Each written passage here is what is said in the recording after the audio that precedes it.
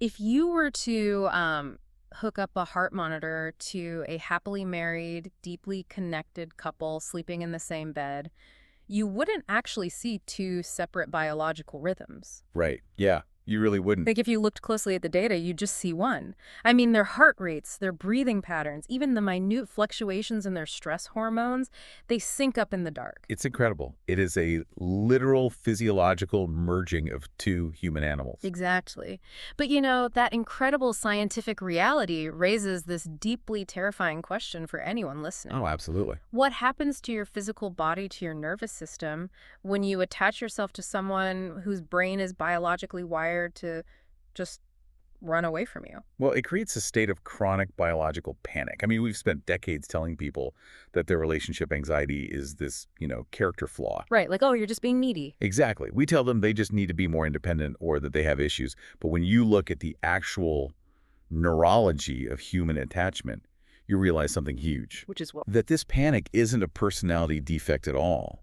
It is an ancient, highly calibrated alarm system. Just screaming that your survival is under threat. Precisely. It's biology, not maturity. Okay, let's unpack this, because this is the exact paradigm shift we are exploring today. Yeah, it really changes everything. We are pulling from the incredible insights found in Amir Levine and Rachel Heller's book, Attached.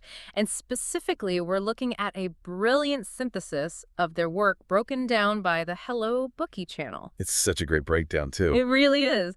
And our mission for this deep dive is to fundamentally decode why human attachment styles govern every single adult romantic connection you will ever have. Every single one. You can't escape it. Right.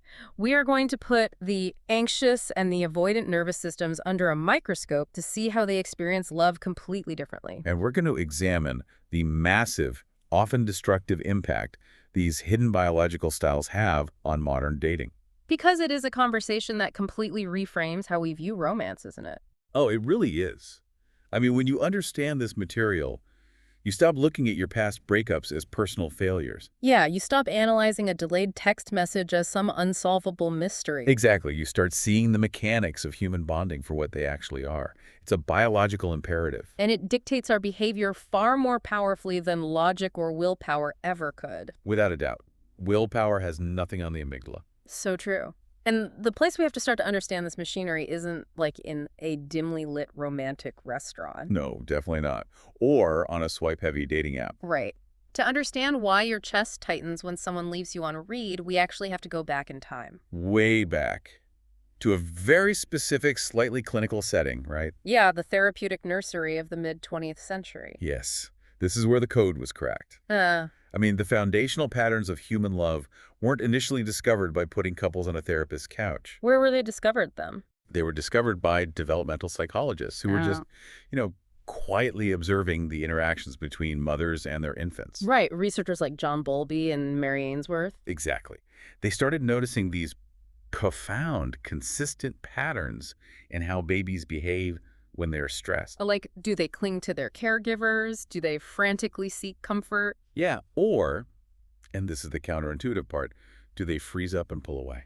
Which brings us to the famous strange situation test. Oh, this test is legendary in psychology. I find this methodology fascinating because it's so incredibly simple, yet it basically maps the entire human psyche. It really does. It's elegant. Can you walk us through exactly how this test worked? Like, what were they actually looking for? Absolutely. So, imagine a small, unassuming room. Inside, there are a variety of toys just scattered on the floor. Okay, picture painted. A mother and her young toddler enter the room. For a few minutes, everything is calm. The mother sits in a chair, acting as a secure base. And the child naturally begins to explore the toys, right? Right. But then, a meticulously timed sequence of events unfolds. The drama begins. Exactly. First, a stranger enters the room. Then, the mother quietly gets up and leaves the child alone with this stranger. Which, I mean, for a toddler's is basically the equivalent of the sky falling. Oh, absolutely. It's Yeah. sheer terror. The child's attachment system is instantly activated. Because they've lost their lifeline. Exactly. Yeah. And the researchers behind a two-way mirror, they aren't really interested in the toys at this point. Right, they're watching the child's reaction to this acute stress. Yes. Some children become visibly upset, crying and searching for the door. But the most critical part of the test isn't when the mother leaves. Oh, really? No, it is the moment she returns. The reunion. Right, the reunion is the tell. Exactly. When the mother comes back into the room, they observe how the child manages their distress. And this is where they categorize the different styles. Yeah. So the secure infants, they will immediately go to the mother, cry to be picked up, receive comfort, and then One what? almost magically, their nervous system settles. Within a minute or two, they are back on the floor, happily playing with the toys. Wow. So the mother's return completely downregulates their panic. Completely. But not all the babies reacted that way, which is where the other attachment styles were born. Right, because they saw a second group of infants who were absolutely inconsolable. Yes. When the mother returned, these babies would frantically cling to her, but simultaneously push her away. Like angrily arching their backs. Exactly. Even when held, their crying wouldn't stop, they couldn't be soothed, and they refused to return to the toys. It's like their alarm bells were stuck in the on position. That's a perfect way to put it. They were unable to trust that the mother wouldn't just vanish again. This is the blueprint for the anxious attachment style. And then there was the third group, which I think is the most misunderstood. Oh, by far. The avoidant group. Yeah, the babies who seemed completely fine. Right. When their mother left the room, they didn't outwardly cry. When she returned, they didn't seek her out. They just continued playing with the toys. Yeah, seemingly indifferent to her presence or absence. And for a long time, observers thought, wow, these are just incredibly independent, resilient babies. That wasn't the truth at all, was it? Not even close.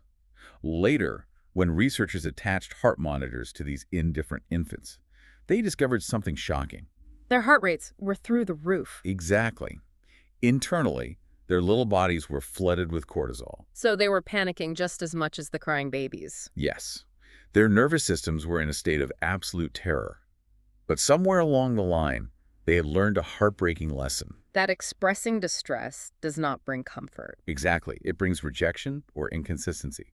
So they instinctively mask their panic. They just shut down their outward attachment behaviors to protect themselves. Yes, it's a defense mechanism. And the profound realization of this research is that this isn't just a quirky phase of infancy. No, not at all. This is the permanent scaffolding of human behavior. The exact same ways those toddlers navigated their connection to a caregiver perfectly mirrors the ways adults navigate romantic intimacy. It maps on exactly. The room of toys just turns into the adult world. That bridges the gap perfectly. I mean, for an adult, that room full of toys is your career, your ambitions, your hobbies. Your personal growth, your friendships. Yeah. And just like the toddler, an adult's ability to confidently explore that room is intrinsically tied to whether they feel they have a secure base to return to. Absolutely. I want to push back on that for a second, though, because modern culture practically screams the exact opposite message at us. Oh, it really does. We are constantly inundated with self-help books and podcasts that champion absolute, impenetrable self-sufficiency. Lone wolf mentality. Right. The overarching narrative is that true happiness must be entirely self-generated. Like, if you need a partner to feel secure enough to pursue a promotion at work, society labels you as weak. Or worse, they call you codependent. Yes, codependent. That word gets thrown around so much. You've hit on what the psychological community calls the codependency myth. And honestly, it is one of the most damaging misconceptions in modern psychology. Tell me more about that, because we hear it everywhere. Well, the term codependency originally had a very specific clinical application. It was used to describe a genuinely dysfunctional dynamic. Like involving substance abuse. Exactly. Yeah. Usually involving one partner enabling another severe substance abuse or, highly destructive behavior. Right, like constantly bailing out an alcoholic spouse so they never face consequences. That makes sense as codependency. Yes. But somewhere in the late 20th century, popular culture hijacked the term. And dangerously misapplied it to healthy human bonding. Precisely. We started pathologizing our most natural instincts. Society began preaching rigid boundaries at the expense of connection. Telling people they need to be entirely self-contained entities. Right. Promoting the illusion that leaning heavily on someone you love is a form of emotional addiction. But the biology completely rejects that, right? Because Yes. as we mentioned with the heart monitors at the start, we don't remain separate entities. We absolutely do not. The biological truth, which has been confirmed by decades of neuroscience, completely dismantles this myth of total emotional independence. How so? Because when you enter a significant romantic bond, your brain fundamentally recategorizes that person. They're no longer an external entity. Exactly. They become part of your own physiological regulatory system. They literally become an external thermostat for your internal state. I love that concept, co-regulation. Co-regulation is a biological mandate. Yes. I mean, your partner's physical presence, their voice, their touch. Those things literally alter the chemical makeup of your bloodstream. Yes, they lower your blood pressure, they regulate your breathing, they suppress the release of stress hormones. So to demand absolute emotional differentiation from the person you love is to demand a biological impossibility. You are asking a mammal to ignore its evolutionary programming. It won't work. Which leads to a concept that I think completely flips the cultural script, the dependency paradox. Yes, the dependency paradox. Yeah. It's brilliantly counterintuitive. The idea that depending on someone doesn't make you weaker, it actually makes you stronger. Exactly. The paradox states that the deeper and more effective our dependence is on a loved one, the more autonomous, daring, and independent we can be out in the world. It's the adult version of the toddler going back to the toys. Spot on. If I know my partner is a rock-solid, unwavering presence in my life, I don't have to waste mental energy worrying about whether I'm lovable or whether they're going to leave me. That cognitive load is entirely freed up. So I can take a risk at work, I can start a new business, I can travel. Because the tether doesn't hold you back. The tether is the very thing that gives you the courage to jump. That is so powerful. It is. True independence doesn't arise from forced stoic isolation. It blossoms from absolute security. When you have someone who acts as a safe harbor during life's inevitable storms, you are emboldened to face the open ocean. Beautifully said. But contrast that with a partner who is inconsistent, elusive, or dismissive. Right. If you are dating someone where you are constantly deciphering their mixed signals, you don't have the energy to conquer the world. Because your central nervous system is entirely consumed by the threat to your attachment bond. If your baseline is unstable, your energy is drained. Exactly. You will struggle to navigate even the simplest demands of your career or personal life because, biologically speaking, your brain believes you are in mortal danger. Okay, wait. Let's make this really concrete for the listener. Sure. Are you saying that when I get a knot in my stomach because the person I'm dating has been distant for 3 days, it's not because I'm being an overly dramatic, immature person? Not at all. It's because my ancient emotional brain literally thinks I have been abandoned on the prehistoric savannah and a saber-toothed tiger is about to eat me. That is not a metaphor. That is exactly what is happening in your amygdala. What? I mean, for our prehistoric ancestors living in tribal groups, isolation meant certain death. You could not survive the elements or predators alone. So the imperative to seek proximity to a trusted companion was forged into our DNA as a primary survival mechanism. Yes. Just as powerful as the drive for food or water. The humans who experienced intense, agonizing panic when separated from their group were the ones who scrambled back to safety. They survived, and they passed those panic genes down to us. Exactly. So the modern world might have eliminated the physical predators, but the biological software hasn't been updated. The ancient panic remains intact. Precisely. When your partner goes cold, your biology isn't reacting to a modern social inconvenience. It is reacting to a perceived threat to your physical survival. It frames your relationship distress not as a character defect, but as a highly calibrated evolutionary alarm system functioning exactly as it was designed to. Exactly right. So if we all share this exact same evolutionary hardware, how on earth do we end up with such wildly different ways of handling relationships? That's the big question. Yeah, like why are some people so secure while others are incredibly anxious or totally avoidant? Well, to map the emotional landscapes of adult humanity, psychologists look at two intersecting dimensions of attachment. Okay, let's visualize this. Picture a graph. The first dimension, the horizontal axis, measures your comfort with intimacy and closeness versus your instinctive desire to evade it. So, do you naturally lean into deep connection, or does closeness make you feel suffocated? Essentially, yes. A scale from let's merge our souls to don't sit too close to me on the couch. Got it. And the vertical axis? The second dimension, the vertical axis, measures your level of anxiety regarding a partner's love and attentiveness. This is your preoccupation with the stability of the bond. Right. Are you plagued by a constant fear of abandonment?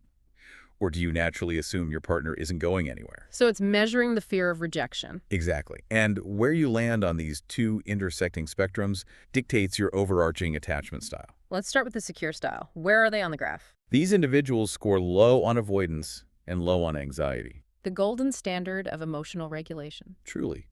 They navigate intimacy with grace. They find deep comfort in closeness without the looming shadow of fear. They don't obsessively worry about whether their partner will text them back. No. And they don't feel trapped when their partner wants to spend the weekend together. They just sound, well, peaceful. But what about the other two? Then we have the anxious style. This is low avoidance, meaning they deeply crave intense intimacy and closeness. But they have extremely high anxiety, right? Yes. Their internal landscape is constantly turbulent. They crave reassurance, and they are perpetually worried about the permanence of their partner's affection. For them, love is often an agonizing vigil. That's a poignant way to say it. They are hypervigilant to any perceived slight or change in the emotional weather. And the polar opposite of that. The avoidant style. High avoidance, low anxiety, or at least low conscious anxiety, as we discussed with the babies. Right, the hidden heart rate spike. Exactly. These individuals equate deep intimacy with a suffocating loss of freedom. Their primary relational directive is to maintain autonomy. They instinctively keep their lovers at arm's length to preserve their fiercely guarded independence. Yes, and they use emotional walls as their primary defense mechanism against the vulnerability of connection.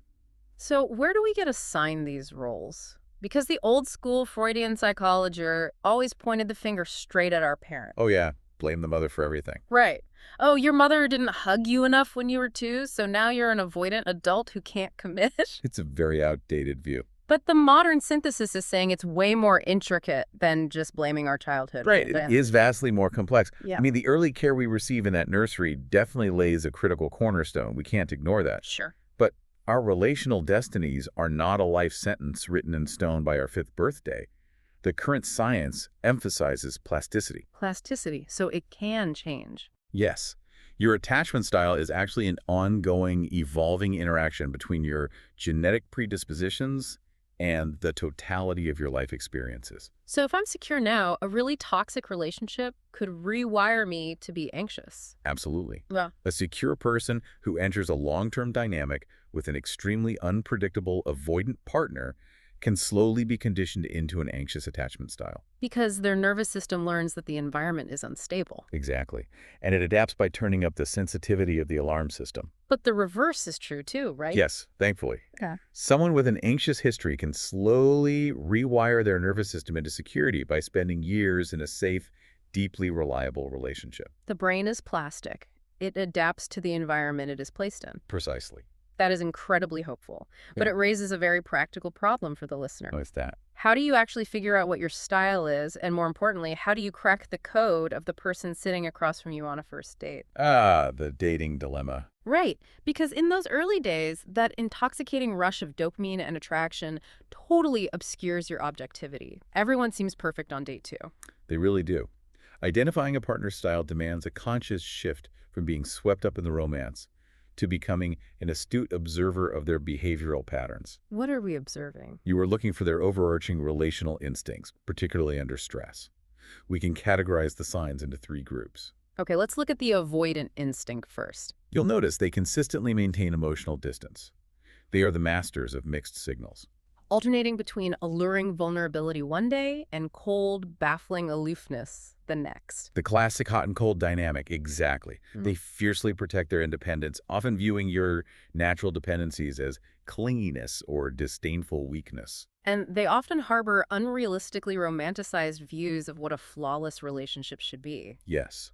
And crucially, during conflicts, their primary instinct is to physically or emotionally escape. Okay, contrast that with the secure instinct. The hallmark of a secure foundation is unwavering consistency. You don't have to guess how they feel. They prioritize joint decision-making, really. They do. They excel in communicating their feelings without drama, and they easily reach compromises. Commitment doesn't trigger a panic attack for them. When you get closer to them, it acts as a catalyst for deeper intimacy, not a trigger for them to suddenly need space. Exactly. There are no manipulative emotional games. And the anxious pattern, what are the tells there? Intense, often turbulent behaviors. They express an overwhelming desire for profound closeness very quickly, yet they're plagued by deep-seated insecurities. You might notice them resorting to game playing, like deliberately not texting back to see if you care. Yes, in a desperate bid to test your affection. They often struggle to articulate their distress directly, expecting you to magically mind-read their needs. And they can harbor agonizing, unfounded suspicions about your fidelity or commitment. Right. So it really comes down to observation over time. The material gives these golden rules for deciphering someone's style. You have to ask yourself, do they genuinely seek intimacy and closeness? Or do they put up a wall when things get real? And how preoccupied are they with the relationship? But the rule that really stood out to me, that the ultimate litmus test, is observing their reaction to effective, direct communication. That is the skeleton key for decoding attachment. Okay, explain that. When you bravely articulate a vulnerability or a need, let's say you tell them, hey, I felt really disconnected when you didn't call me this weekend and I just need some reassurance. How do they respond? Exactly. It's the moment of truth.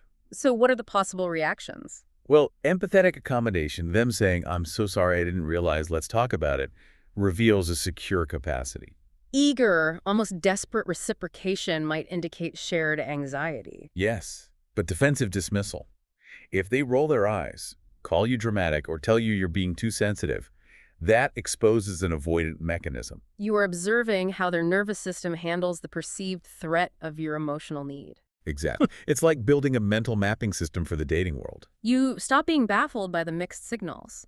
When someone gives you the hot and cold routine, you don't sit there agonizing over whether you aren't attractive enough or smart enough. No, you just see the avoidance rigid boundaries for what they are. You see the anxious person's game playing versus the secure person's straightforward honesty.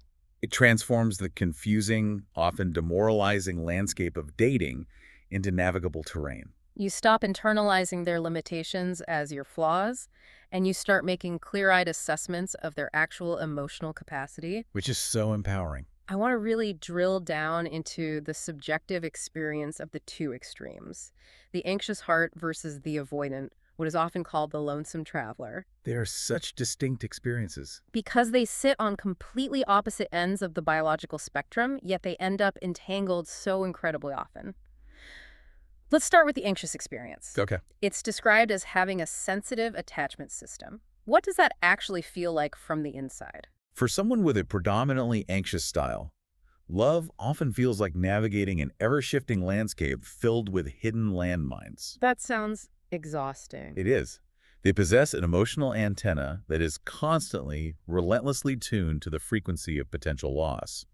Their attachment alarm network is highly calibrated to detect danger. While a secure person might require a massive, obvious provocation to feel threatened, like catching their partner in a lie. Right. But the anxious mind is exquisitely sensitive to microfluctuations. We're talking about a slight shift in a partner's tone of voice, right? A delayed response to a text message, a fleeting look of distraction during dinner. That's all it takes to trip the wire. It is crucial to understand that when that wire is tripped, it is not a conscious choice. Not at all. It is an automatic, cascading physiological mechanism. The moment the anxious brain detects a potential threat to the bond, the amygdala fires. The body is instantly flooded with cortisol and adrenaline. The heart races. The stomach drops. The fight or flight response. Exactly. And in this state, it becomes biologically impossible to focus on anything other than reestablishing contact and securing the bond. This biological imperative literally hijacks the brain's executive functioning. It does.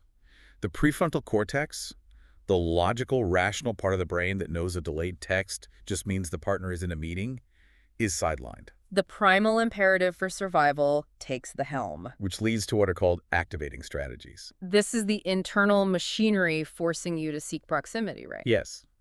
Activating strategies are the obsessive thoughts and feelings that compel the person to close the distance. Like what? It manifests as obsessive rumination, replaying every interaction, looking for clues. Or it takes the form of suddenly magnifying the partner's positive traits to godlike proportions while completely blinding themselves to the partner's glaring flaws. Exactly. The biological mandate is screaming, this person is essential for survival. You must pull them back into your orbit at all costs. And when all that internal agonizing doesn't work, it spills over into outward action, the protest behaviors. Protest behaviors. And I want to pause here because protest behaviors can look absolutely unhinged to someone who doesn't understand them. They really can. To an outside observer or to an avoidant partner, protest behaviors look dramatic, manipulative, or deeply irrational. It looks like bombarding the partner with 20 texts in an hour. Or, conversely, using strategic silence, deliberately ignoring their calls to make them feel the pain of distance, It can involve keeping score, acting hostile, trying to make the partner jealous. or dramatically threatening to leave the relationship. But the irony is, the person threatening to leave is actually the person most terrified of the relationship ending. Exactly. At their core, every single protest behavior is a desperate, clumsy plea for connection. They are paradoxical attempts to jolt an elusive partner into providing a loving, reassuring response. The anxious biology believes that if it creates enough of a crisis, the partner will finally realize their importance and rush in to soothe them. But in the real world, it usually achieves the exact opposite of the intended goal. Tragically, yes. Because protest behaviors usually trigger the other person's defensive mechanisms, pushing away the very closeness that the anxious person so desperately desires. And this leads to the most heartbreaking part of the anxious experience, the internalization of this strife. It's so sad. The anxious individual begins to view their own natural biological need for reassurance as a crippling defect, They label themselves as needy, crazy, or too much. when in reality, their distress is just a highly attuned biological reaction to an unstable environment. Precisely. And the proof of this is that in the presence of a truly reliable, secure partner, someone who consistently answers the phone, someone who communicates clearly, This overwhelming anxiety often entirely evaporates. The alarm system turns off. you are only as troubled and desperate as the specific relationship environment demands you to be. That is a massive distinction. The emotional instability is entirely contextual, Okay, let's flip the script and look at the world through the avoidant lens, the lonesome traveler. a very different world. For them, intimacy doesn't equal safety. Intimacy equals entrapment. They navigate love like a solitary expedition where a partner is often perceived as excess baggage. It is a fundamentally different biological reality. For the highly avoidant individual, deep safety is found only in absolute self-reliance and isolation. The natural dependencies, the merging of lives that romantic love demands, are interpreted by their nervous system as profound threats to their autonomy. It's an evolutionary logic that might have favored a lone hunter who needed extreme self-sufficiency in a dangerous past. But it translates disastrously to the modern quest for connection. Exactly. The emotional armor that once ensured their psychological survival now guarantees a cold, profound loneliness. It's described as them having this persistent, underlying fantasy of a life unfettered by the demands of another person. Yes.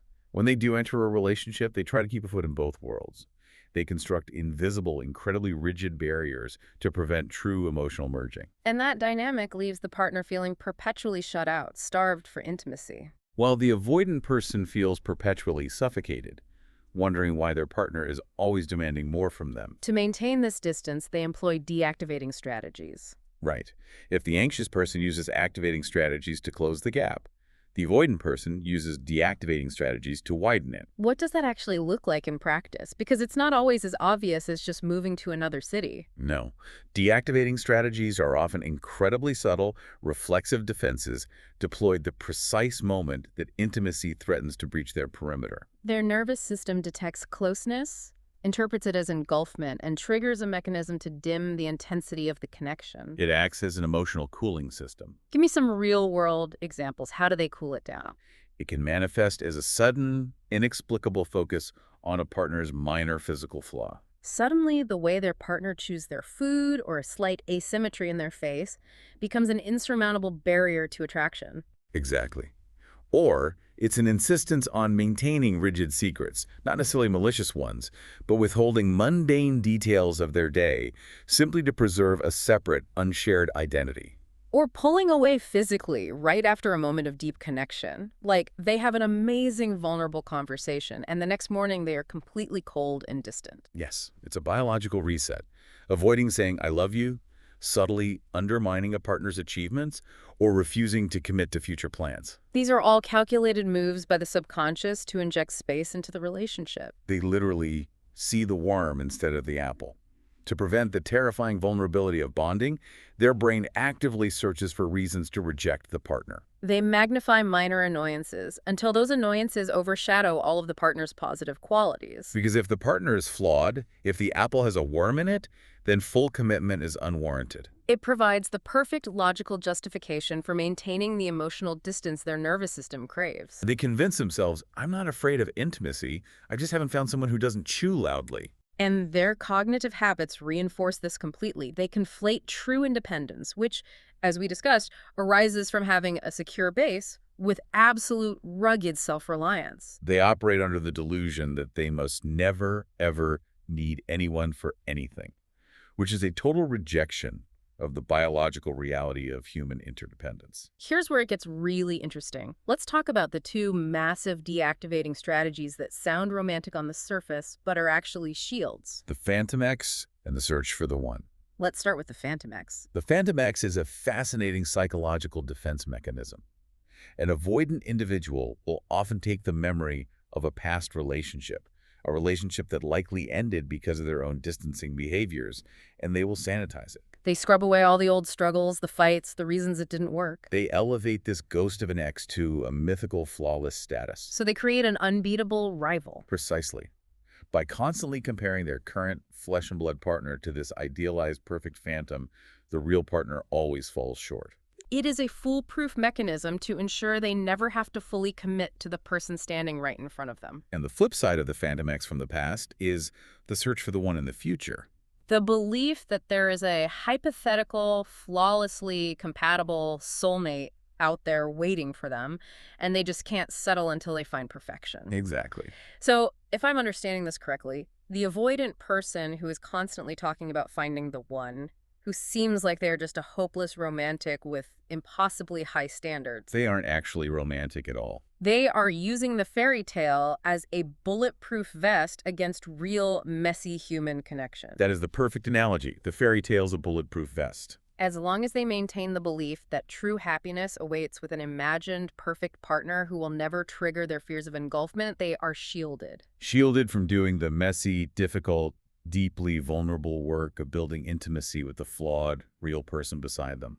It is an impenetrable shield against present-day vulnerability. So we have the anxious nervous system desperate for proximity to feel safe, and the avoidant nervous system desperate for distance to feel safe. Both are just trying to survive. But what happens when you take these diametrically opposed biological imperatives and throw them into the modern dating pool? You get a statistical tragedy. A statistical tragedy, I like that. The dating pool is governed by what we can call the law of large numbers, and it creates a massive hidden trap specifically designed to break the anxious heart. To understand it, we have to walk through the actual math of modern dating. Let's look at the math. Where are all the secure people? People with a secure attachment style are comfortable with intimacy. They don't run from commitment, and they don't self-sabotage when things get close. Because of this, when they enter the dating pool, they tend to pay off quickly. And more importantly, because they have the tools to navigate conflict and maintain relationships, they stay in those long-term relationships for years or decades. They find someone, they build that secure base, and they delete the dating apps. They are effectively removed from the market. Exactly. They're a scarce resource. They get scooped up and taken out of circulation. Now, let's look at the avoidant individual. Their fundamental biological imperative is to fear closeness. So they naturally cycle through relationships much faster. The moment a relationship starts getting deeply intimate, their deactivating strategies kick in, they find a flaw, and they end it. So they are constantly jumping back into the dating pool. With extremely high frequency. Furthermore, avoidant individuals very rarely date other avoidant individuals. Why is that? Because neither person is providing the emotional pursuit or the glue required to sustain a bond. Two people running away from each other never meet. Which means the dating pool is disproportionately saturated with avoidant individuals. They are always available. And who are they disproportionately likely to encounter, attract, and date? The anxious individuals, the people who are actively, desperately seeking deep connection. Yes. Wow. So it's not a coincidence that anxious people always feel like they are attracting emotional unavailable partners. It's just cold, hard statistics. Yeah. The pool is literally flooded with avoidance, and the anxious people are swimming right into them. But it's more than just math, isn't it? There is a magnetic gravitational pull between these two specific styles. There really is. The dynamic between them creates this deeply intoxicating illusion of passion. It creates a powerful biological addiction. Let's look at the mechanics of this attraction. When an anxious person dates an avoidant person, the avoidant will occasionally offer breadcrumbs of affection. They might have one incredibly romantic night, followed by 3 days of cold distance. For the anxious person, the extreme high of that rare intermittent affection followed by the devastating, agonizing low of withdrawal, creates a cycle of intermittent reinforcement. It's the exact same psychology that makes slot machines so addictive. The unpredictability of the payout keeps you pulling the lever. Exactly. And the tragedy is that the anxious brain easily mistakes this biological turbulence for passionate love. The dramatic crises, the tears, the fights, followed by the fleeting, desperate reconciliations. It creates a massive adrenaline rush. The profound physical relief the anxious person feels when the avoidant partner temporarily returns is mislabeled by the brain as profound intimacy. They learn to conflate anxiety with chemistry. Over time, the anxious individual literally becomes addicted to the turbulence, They start equating peace and stability with boredom. which explains a massive mystery in dating. If an anxious person who claims they want a stable relationship actually meets a genuinely secure, available person, why do they so often friend zone them? It happens all the time. Why do they say, he's great on paper, but there's just no spark? Because of that exact addiction to the turbulence. When an anxious person sits across the table from someone who is consistently available, honest, and reliable, a tragic neurological misinterpretation occurs. The secure individual doesn't play games. They text back immediately. They say what they mean. Because of this, they do not trigger the anxious person's familiar, chaotic alarm system. There is no adrenaline rush. There is no cortisol spike. And the anxious brain says, no panic must mean no chemistry. Exactly. The anxious person interprets the absence of anxiety as an absence of romantic connection. The peaceful, unwavering reliability of a secure partner feels profoundly uninteresting, even irritating, because the anxious person's emotional baseline has been calibrated to high drama. They are looking for the butterflies in their stomach, completely failing to realize that those butterflies are actually a biological warning sign that they are in danger. And I have to point out how modern mainstream dating culture makes this so much worse. Oh, the dating advice out there is terrible. The prevailing advice actively harms the anxious heart. We are inundated with rules. Play hard to get, wait 3 days to text back, feign independence in the early stages so you don't look desperate. This advice literally forces the anxious individual to suppress their true biological nature. It is arguably the most destructive advice an anxious person could receive. Not only does it create profound internal stress because they're acting against their own nervous system, but look at who that behavior specifically attracts. If you pretend that you don't need closeness, if you artificially restrict your availability, you are signaling to the dating pool that you are highly independent. And who loves highly independent, distant partners. Avoidance. You are literally setting a trap for your own future heartbreak by pretending you don't need the very closeness you are desperate for. You are baiting the hook for the exact predator that will destroy your nervous system. The imperative for an anxious person is absolute radical authenticity from the very beginning. Dates should not be performances of cool detachment. By transparently expressing your desire for closeness, by being warm and available, and observing the other person's reaction to that warmth, you can quickly filter out those who are incapable of providing it. You use your natural inclinations as a radar system rather than suppressing them to win a game you don't actually want to play. Exactly. You watch for the smoking guns of emotional distance. Are they sending mixed messages? Do they prioritize a rigid personal schedule over connection? Do they make unilateral decisions without consulting you? Do they dismiss your emotional concerns by calling it drama? These are not minor quirks to be overlooked. They are fundamental biological incompatibilities. Though we do have to be careful about overdiagnosing everyone we meet, right? Attachment stereotyping. That is a crucial caveat. Not every request for an evening alone is a sign of deep-seated avoidant pathology, and not every request for reassurance means someone is clinically anxious. Life is complex. The goal isn't to pathologize every single human interaction. The goal is to identify the overarching, consistent patterns that define the emotional landscape of the relationship over time. Okay, so let's look at the main event. What happens when the radar fails or the chemistry is just too strong and these two opposing styles collide and commit to each other? The anxious avoidant trap. This is described as the most common and the most devastating collision in modern romance. The insatiable hunger for closeness meets the profound dread of intimacy. It's a vortex. It is a dynamic that entirely consumes the energy, the self-esteem, and the mental health of both individuals involved. The private sphere of the relationship becomes an invisible arena. What looks to an outside observer like a minor, petty disagreement is, behind closed doors, a profound clash of fundamental survival instincts.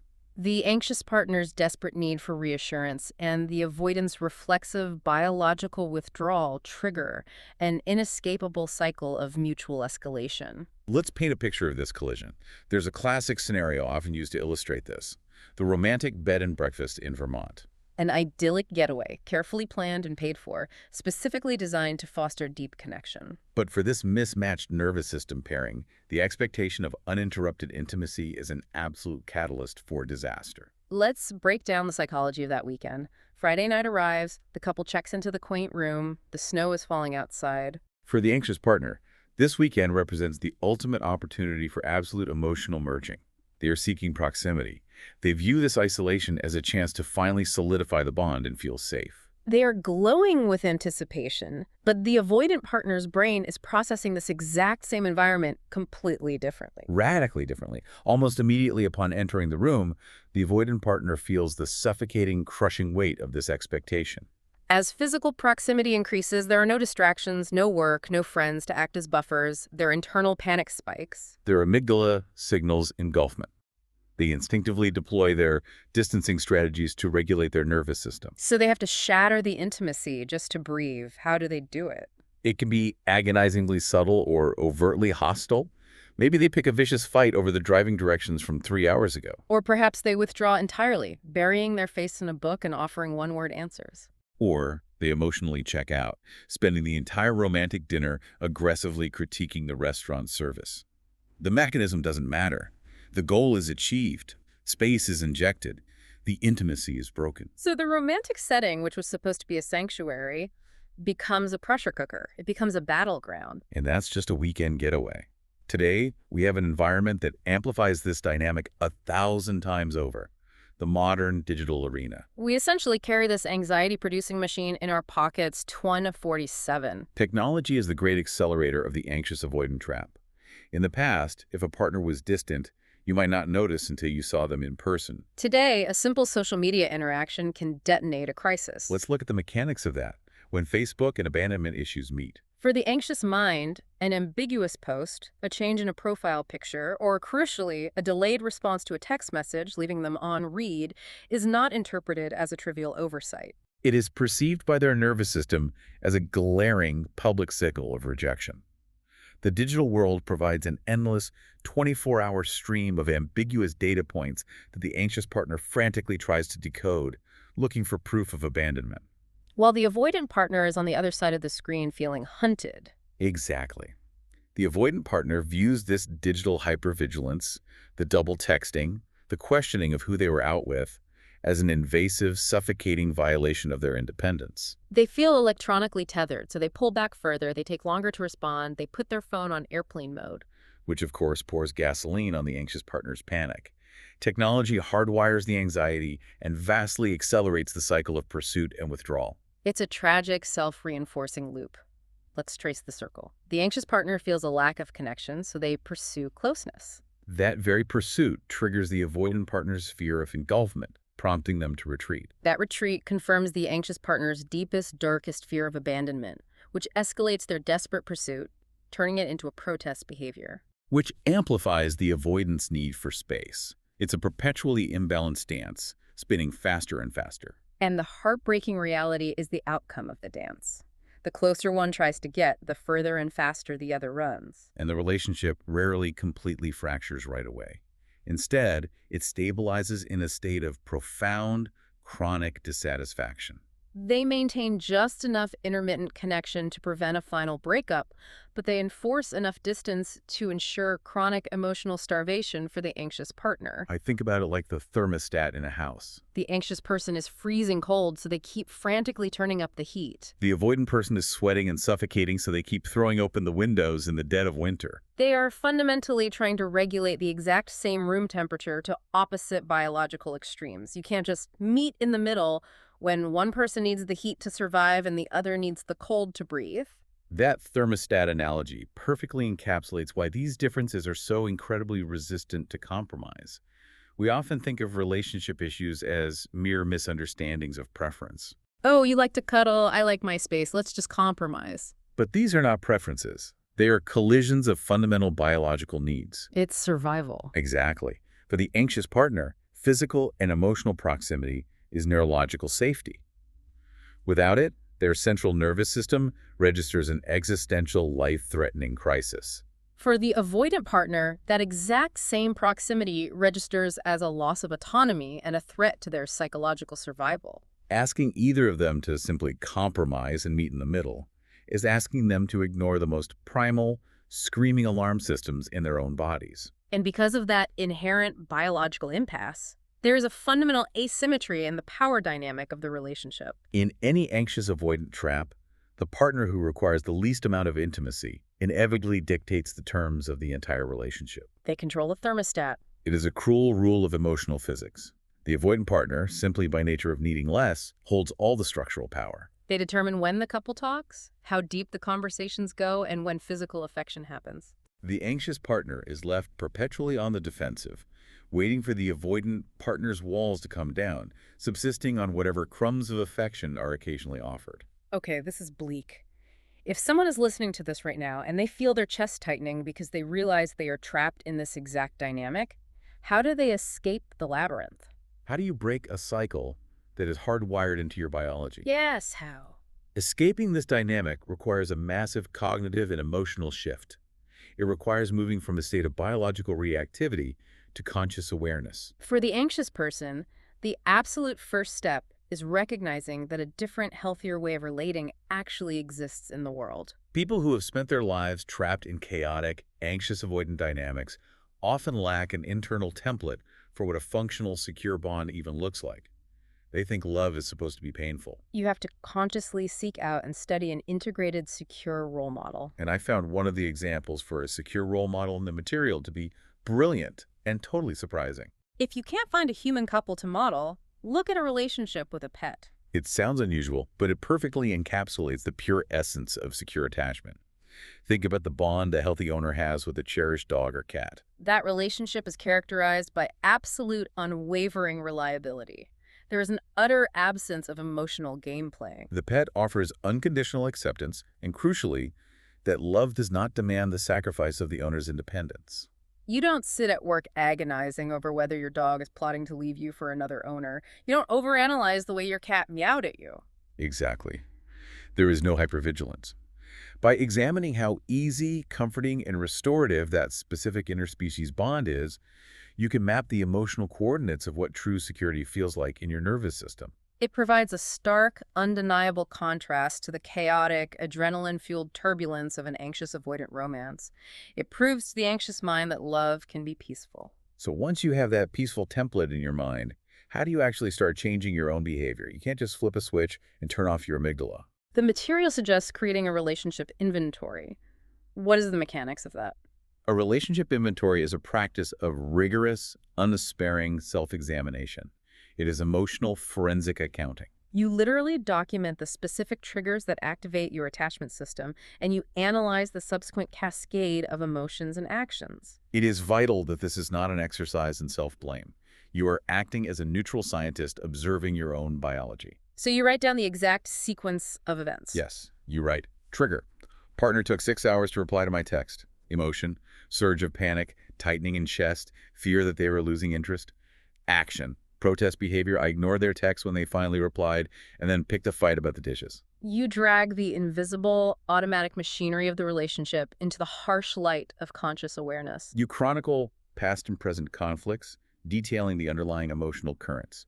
And as you do this, I imagine a very familiar, agonizing internal monologue starts to emerge on the paper. It does. You begin to see the constant gnawing fear of inadequacy. You recognize your tendency to mind read, assuming the absolute worst possible motives for a partner's need for space. And by naming these reactions, by literally writing down the physical sensations, the tightening of the chest, the obsessive checking of the phone, they begin to lose their overwhelming subconscious power. They transform from uncontrollable biological imperatives into manageable psychological events. You can see it coming. Exactly. You summarize these patterns into what psychologists call a working model. For example, your working model might be, when I feel my partner pulling away, I automatically assume they no longer love me, and I react by becoming hostile to force a reaction out of them. And once you know the script, you have the power to pause before reciting the destructive lines. You can interrupt the software program.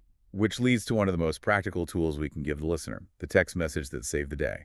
This is about replacing protest behavior with direct communication. It is the hardest but most vital skill to master. Instead of engaging in a protest behavior, instead of giving the silent treatment or acting hostile or trying to make them jealous, you express your vulnerability directly and plainly. A simple, honest message. For example, I'm feeling really disconnected and a bit anxious right now, and I just need some reassurance from you. Just putting the need right on the table. No games. But that requires terrifying vulnerability. It is terrifying, but that directness cuts through the games and the defensive armor. It forces a moment of absolute truth in the relationship, offering the partner a clear, unambiguous opportunity to respond with empathy. In a single stroke, it can de-escalate a massive biological crisis and rebuild the bridge of intimacy. But mastering this skill is non-negotiable for healing. It requires shedding the armor of passive aggression, silencing the instinct to mind dread, and completely relinquishing the childish hope that a partner will just magically divine what you need without you having to ask for it. And this practice of direct communication applies so perfectly to what are called bread and butter conflicts. The routine disputes over household responsibilities, finances, or how to spend free time. Because on the surface, these seem trivial, but underneath, they are the battlegrounds for attachment. They're deeply symbolic arenas. A fight over whose turn it is to take out the trash is rarely just about the trash. It is a proxy war where the grand themes of respect, prioritization, and emotional availability are constantly negotiated. There's a great example of this. Paul and Jackie's kid-sized problem. A seemingly minor disagreement over managing a child's busy schedule. How does this escalate into an attachment crisis? Let's look at the underlying dynamics. Jackie, the anxious partner, seeks control and proximity by micromanaging the details of the schedule. She interprets any deviation from her plan by Paul as a sign of neglect or lack of care for the family unit. Paul, the avoidant partner, instantly resents the instruction. He feels suffocated by the micromanagement, so he deliberately withdraws, forgetting to pick the child up on time, viewing her anxiety as an irrational constraint on his freedom. So what begins as a simple scheduling disagreement rapidly escalates into a massive proxy war over their fundamental attachment needs. The child's schedule is entirely secondary. The true, unarticulated conflict is Jackie's terror of abandonment clashing violently with Paul's desperate need for independence. Exactly. To fix that, they have to strip away the proxy war and apply secure relational strategies to the actual issue. They must focus on the scheduling issue at hand without weaponizing past mistakes. They must preserve mutual respect, absolutely no contempt or eye-rolling. They must learn to recognize when the other person is experiencing emotional flooding, when their nervous system is overwhelmed, and call for a temporary cessation of hostilities. Cultivating empathy instead of trying to win the argument. And most importantly, during the fight, explicitly reminding the partner that despite the anger over the schedule, the fundamental commitment to the relationship remains absolute. I am furious about this schedule, but I still love you and we are going to figure this out. But, and this is perhaps the heaviest truth we must address today, there is a crucial caveat here. There comes a critical juncture in many of these dynamics where all the self-awareness, all the relationship inventories, and all the direct communication in the world cannot bridge the fundamental chasm between two incompatible nervous systems. Right. Which brings us to Marcia's story. And I have to warn the listener, this part is profoundly heartbreaking, but so necessary to hear. It is the reality for many people. Marcia spent years, nearly a decade, attempting to decipher the emotional code of Craig, her fiercely avoidant partner. She did everything right. She attends therapy, she reads all the literature on attachment styles, she learns to manage her own triggers. She molds herself entirely to accommodate his endless need for distance, slowly shrinking her own needs, sacrificing her own vitality just to keep the peace. She endures. But the relationship she manages to sustain is fundamentally, chillingly devoid of the mutual warmth, the effortless security, and the deep connection she desperately craves. Because it is not a lack of effort on her part. It is a profound, tragic mismatch that no amount of pure love or psychological insight can conquer. Deep love does not guarantee biological compatibility. Ultimately, Marcia has this agonizing, life-altering moment of clarity. She has to look at the man she loves and acknowledge that despite his positive qualities, despite their shared history, he is constitutionally incapable of providing the emotional sustenance her nervous system requires to thrive. To remain in the relationship is to condemn herself to a life of chronic emotional starvation. In those final stages, it describes her as being torn between two immensely powerful, warring forces. On one side, you have the deep biological attachment forged through years of shared history and the addictive power of that intermittent reinforcement we talked about. Her body is screaming to stay attached. But on the other side, her fundamental instinct for self-preservation finally wakes up, the undeniable realization that the chronic stress of this relationship is actively destroying her emotional and physical well-being. It is a brutal war between the heart's irrational clinging and the mind's desperate plea for salvation. And it is crucial to note what finally breaks the bond. The smoking guns in Marcia and Craig's story aren't Hollywood-style betrayals. There is no infidelity. There is no abuse. The betrayal is far more subtle, but equally devastating. It is a consistent, systematic failure to show up emotionally when it matters most. It is the realization that in her moments of deepest vulnerability, his primary uncontrollable instinct is to withdraw rather than comfort. It is confronting the inescapable fact that her fundamental needs for security and closeness will never, under any circumstances, be met by this man. So the final, most courageous act of her life is facing the death of the relationship. It is abandoning the fantasy, the hope that if she just loves him enough, he will miraculously change into a secure partner. It is accepting the devastating reality of who he actually is and mourning the idealized future they will never have. It brings profound, shattering grief. But it is only through that definitive severing of an irreconcilable bond that Marcia finally frees herself to seek the secure, sustaining love she fundamentally requires to be a healthy, whole human being. So what does this all mean? What does this mean for the listener navigating their own relationships right now? It means that emotional security is not a magical destination easily reached by finding the perfect person. It is a lifelong commitment to psychological hygiene. It is an ongoing daily growth process. It requires constant loving vigilance against your own old habits, a fierce dedication to authentic communication from date number one. And the continuous practice of recognizing your biological needs, articulating them clearly and critically, choosing to walk away from partners who demonstrate they're incapable of meeting them. It is about gradually, patiently rewiring your nervous system, transforming the chaotic, painful pursuit of love into a grounded, empowered reality. We have covered such an incredible expanse of the human experience today. From the evolutionary survival mechanisms on the prehistoric savanna, to the observations in the therapeutic nursery, all the way to the nuanced text messages and ambiguous social media posts of the modern dating pool. Decoding your own emotional blueprint isn't just an interesting psychological exercise. It is the absolute key to transforming romance from a blind, painful gamble into a conscious, empowered choice. And the science gives us a completely new vocabulary for this journey. We now understand activating strategies, deactivating strategies, the dependency paradox, the trap. We finally have the concrete tools to understand why we react the way we do, and more importantly, we have permission to stop blaming ourselves for the biological imperatives we inherited. Which leaves me with a final provocative thought for everyone listening. The science is absolutely clear on the biology. When we bond, our bodies literally synchronize with our romantic partners. We become a shared biological system. They regulate our heartbeats, our breathing, our stress hormones. We cease to be entirely separate physiological entities. It is a profound, inescapable biological enmeshment. So if that is true, if choosing a long-term partner means literally handing over the regulatory keys to your central nervous system, then dating isn't just a lifestyle choice. It isn't just a romantic decision about who you want to watch movies with. What does it mean for your actual physical lifespan if you tether yourself for decades to someone whose attachment style forces your body to live in a chronic, unending state of fight or flight? The physical toll of that chronic tension, the constant cortisol flooding your system, is immense. It impacts not just your day-to-day happiness, but your immune system, your longevity, and your physical health. A dependable, secure partner is not a luxury. It is a fundamental requirement for a thriving, healthy physical existence. Which brings us right back to where we started. That vibrant, capable person who felt like love just wasn't enough. It's not a personal weakness when the fire of anxiety consumes you. Profound affection alone cannot bridge the gap between two opposing biological languages. Because your biology is demanding safety. And accepting that, demanding a secure base for yourself might be the most vital survival instinct you possess.